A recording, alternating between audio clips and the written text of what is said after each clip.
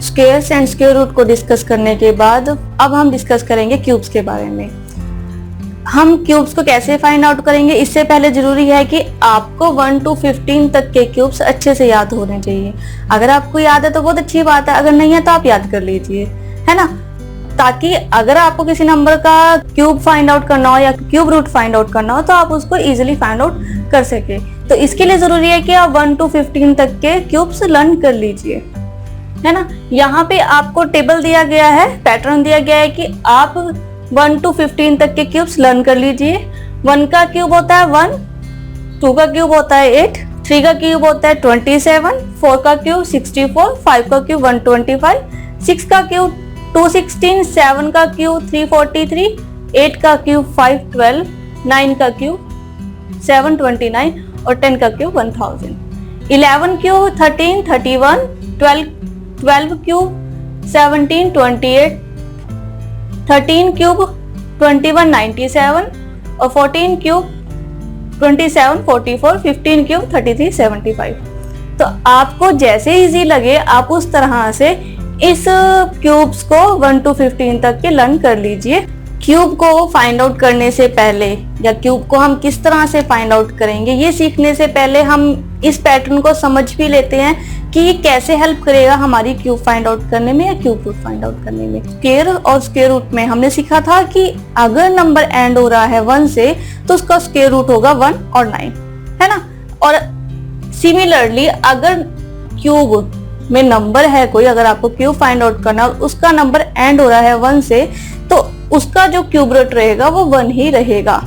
अगर number and हो रहा है 1 से तो उसका क्यूब रूट 1 रहेगा, ठीक है। स्क्वायर के केस में हमारे पास दो पॉसिबिलिटीज थी। अगर नंबर एंड हो रहा है 1 से तो उसकी पॉसिबिलिटी 2 थी कि हो सकता है कि इसका स्क्वायर रूट 1 हो, 1 से एंड हो 9 हो, है ना। लेकिन यहाँ पे जो पॉसिबिलिटीज है हम लोगों के पास वो 1 ही है कि जो भी क्यूब रूट रहेगा हमारे पास वो 1 नंबर ही रहेगा। सेकेंडली अगर नंबर एंड हो रहा है 8 से तो उसका जो क्यूब रूट रहेगा वो 2 रहेगा। अगर 7 से एंड हो रहा है तो उसका क्यूब रूट 3 रहेगा। 4 से एंड हो रहा है तो उसका 4, 5 से एंड हो रहा है तो 5, 6 से एंड हो रहा है तो 6 और 3 से एंड हो रहा है तो 7, 2 से एंड हो रहा है नंबर तो 8, 9 से एंड हो रहा है तो 9। अगर ट्रिपल जीरोस है तो 1 zeros उसका क्यूब रहेगा। ऐसे ही हमने स्क्वायर्स में पढ़ा था कि अगर नंबर हमारे पास एंड हो रहा है 4 से, है ना, स्क्वायर में हमने पढ़ा था अगर नंबर एंड हो रहा है 4 से तो उसका जो स्क्वायर रूट रहेगा वो 2 भी रहेगा और 8 भी रहेगा। वहां भी 2 पॉसिबिलिटीज थी, लेकिन यहाँ पे अगर नंबर एंड हो रहा है 4 से तो उसका क्यूब रूट 4 ही रहेगा। अगर 5 से एंड हो रहा है तो 5 रहेगा, ठीक है। तो क्यूब रूट को फाइंड आउट करना या क्यूब्स को फाइंड आउट करना बहुत ईजी है। तो आइए देख लेते हैं कि हम क्यूब्स को किस तरह से फाइंड आउट करेंगे, क्योंकि इसको फाइंड आउट करना इसलिए इजी है क्योंकि यहाँ पे 1 पॉसिबिलिटीज है। एंड विद 1 है नंबर तो क्यूब रूट भी 1 है। अगर एंड विद 2 है तो उसकी जो क्यूब रूट रहेगी वो 8 रहेगी, है ना।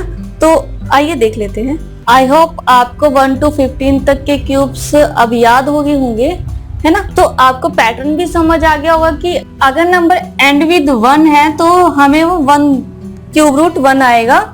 अगर हमारे पास जो नंबर है वो 3 से एंड हो रहा है तो उसका क्यूब रूट 3 है।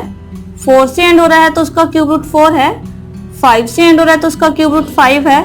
6 से एंड हो रहा है तो उसका क्यूब रूट 6 है। 7 से एंड हो रहा है तो उसका क्यूब रूट 3 है और 8 से एंड हो रहा है तो उसका क्यूब रूट 2 है।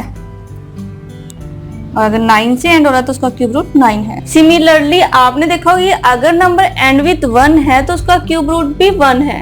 अगर एंड विथ 3 है तो क्यूब रूट भी 3 है ना। इन केस ऑफ नंबर 7 और एंड, अगर नंबर एंड विथ 7 है तो जो उसका क्यूब रूट रहेगा वो एंड विथ 3 रहेगा। और अगर नंबर एंड विथ 8 है और तो उसका क्यूब रूट भी एंड विथ 2 रहेगा। तो अगर कोई नंबर एंड विथ 2 है, अगर कोई नंबर एंड 2 से एंड हो रहा है, खत्म हो रहा है तो उसका क्यूब रूट 8 रहेगा। और अगर 3 से एंड हो रहा है तो उसका क्यूब रूट 7 रहेगा। यानी कि जो 2 और 8, 3 और 7 ये जो नंबर है ये इंटरचेंज नंबर है। हम इनको इंटरचेंज नंबर भी कह सकते हैं। तो अब 1 to 15 तक के क्यूब्स हमने याद कर लिए, है ना। तो अब बात आती है कि जो नंबर 15 से अबव है, जो नंबर मोर देन 15 है, उनका क्यूब रूट हम कैसे फाइंड आउट करेंगे वो देख लेते हैं। जब हमने क्यूब फाइंड आउट किया था तो हम लोगों ने अलजेब्रिक फॉर्मूला अप्लाई किया था उस पे, है ना, a plus B whole square, a minus B whole square वाला, a square plus minus 2ab plus b square, ये फॉर्मूला अप्लाई किया था हमने। तो अगर हमें क्यूब फाइंड आउट करना है तो क्यूब के लिए जो अलजेब्रिक फॉर्मूला रहता है वो a plus B whole cube, तो इसका जो फॉर्मूला है वो है a cube plus minus 3a square b plus 3ab square plus minus b cube. ठीक है, तो अगर हमें किसी नंबर का क्यूब फाइंड आउट करना है तो हम इस अलजेब्रिक फॉर्मूला से फाइंड आउट कर सकते हैं। लेकिन हम लोगों के पास सेम वही कि एग्जाम में इतना टाइम नहीं होता कि हम इनकी वैल्यूज पुट ऑन करें और इनको सॉल्व करें और देन उसका आंसर फाइंड आउट करें, क्योंकि ये टाइम टेकिंग प्रोसेस रहेगा। तो इसके लिए हम देख लेते हैं कि हम किस तरह से किसी भी नंबर का क्यूब फाइंड आउट करेंगे।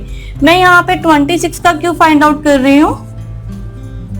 आप जानते हैं कि 26 का क्यूब क्या होता है? नो, क्योंकि हमने 1 to 15 तक के क्यूब लर्न करे हैं, है ना। तो 26 का क्यूब आप किस तरह से फाइंड आउट कर सकते हो? इसको भी करने के दो मेथड है। या तो आप 26 को 3 टाइम्स मल्टीप्लाई कर लो, 26 मल्टीप्लाई 26, जो भी आएगा उसको मल्टीप्लाई कर लीजिए 26 से, ठीक है, तो हमारे पास फाइनल आंसर आ जाएगा। नहीं तो मैं इसको डिवाइड कर लेती हूँ कि 26 का क्यूब है, हमने यहाँ पे 26 का स्क्वायर मल्टीप्लाई 26। अब हमने 1 to 13 तक के स्क्वायर लर्न करे थे, तो 26 का स्क्वायर होता है 676, 676 मल्टीप्लाई 26। अब 676 को 26 से मल्टीप्लाई करना आसान है। अगर आप सिंपल प्रोसेस से करोगे, इसको जो रेगुलर प्रोसेस है हम लोगों के पास मल्टीप्लिकेशन का, अगर आप उससे करोगे तो फिर से लेंथी प्रोसेस रहेगा। हमने सीखा था कि हम 3 डिजिट नंबर को 2 डिजिट नंबर से कैसे मल्टीप्लाई करेंगे। तो आप 3 डिजिट नंबर और 2 डिजिट नंबर की मल्टीप्लिकेशन को यहाँ पे अप्लाई कर लीजिए, तो जो भी मल्टीप्लाई कर आएगा आप यहाँ पर आंसर को फाइंड आउट कर सकते। 17576 इसका फाइनल आंसर है। अब कई केसेस में होता है कि आपको जो क्यूब है वो फाइंड आउट करना है, आप दूसरे मेथड से ही फाइंड आउट कर लेते हो, लेकिन जो मेथड मैं अब बताने वाली हूँ वो कुछ ही नंबर पर अप्लाई होता है। मैं यहाँ पर फाइंड आउट करूंगी 48 का क्यूब। तो 48 का क्यूब नहीं पता हम लोगों को, तो मैं 48 के क्यूब को इस मेथड से भी कर सकती हूँ कि 48 का स्क्वायर, और जो भी 48 का स्क्वायर आएगा उसको 48 से मल्टीप्लाई करके फाइनल आंसर फाइंड आउट कर लूंगी, है ना। लेकिन 48 का स्क्वायर हम दूसरे मेथड से भी फाइंड आउट कर लेते हैं। ये जो मेथड मैं अभी बताने वाली हूँ कुछ ही नंबर्स पर अप्लाई होता है। यहाँ पे फर्स्ट स्टेप है कि हम 48 का रेशियो फाइंड आउट करेंगे। 48 का रेशियो 4:8 और इसका रेशियो आएगा 1:2। अब 1:2 पहला स्टेप इसमें रहेगा कि जो 10 प्लेस पे नंबर है ना, हम उसका क्यूब लिखेंगे। उसका क्यूब आएगा 64, राइट। 4 का क्यूब 64। इसके बाद हमें 3 प्लेस चाहिए ताकि हम जो 1:2 है हम इसको 2 से मल्टीप्लाई करें और जो 4 टर्म्स तक इसको लेकर जाएं, ठीक है। अब 64 को 2 से मल्टीप्लाई करेंगे 128 को 2 से मल्टीप्लाई करेंगे 256 और 256 को 2 से मल्टीप्लाई करेंगे 512। अब आप यहाँ देख रहे हो कि जो 4 टर्म आई है हमारे पास वो 8 का क्यूब है ना। 64 है वो 4 का क्यूब है और जो 512 है ये 8 का क्यूब है।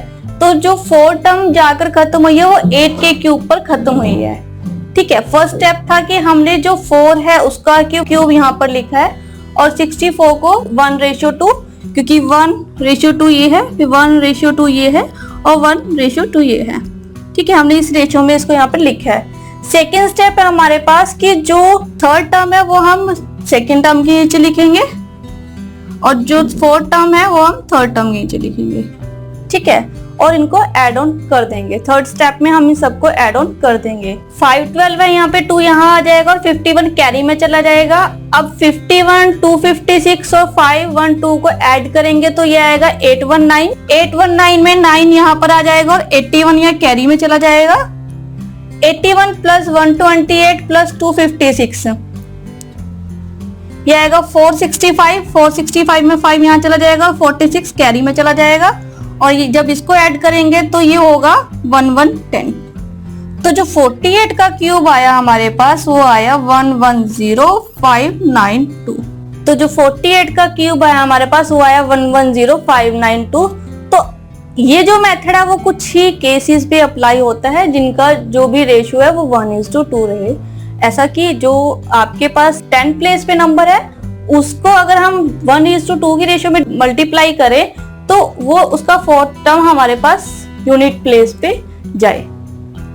ठीक है, तो आप भी इन्हीं मेथड्स के अकॉर्डिंग क्यूब्स को फाइंड आउट कर सकते हो। आप चाहो तो ये x स्क्वायर मल्टीप्लाई x, आप ये मेथड भी अप्लाई कर सकते हो। अगर किसी x का क्यूब हमें फाइंड आउट करना है तो x स्क्वायर मल्टीप्लाई x। ठीक है, आप ये मेथड भी अप्लाई कर सकते हो, आप ये वाला मेथड भी अप्लाई कर सकते हो। जो भी आपको इजी लगे आप उसके अकॉर्डिंग अप्लाई कर सकते हो। लेकिन याद रहे कि ये मेथड सिर्फ किसी ही केसेस पे अप्लाई होता है।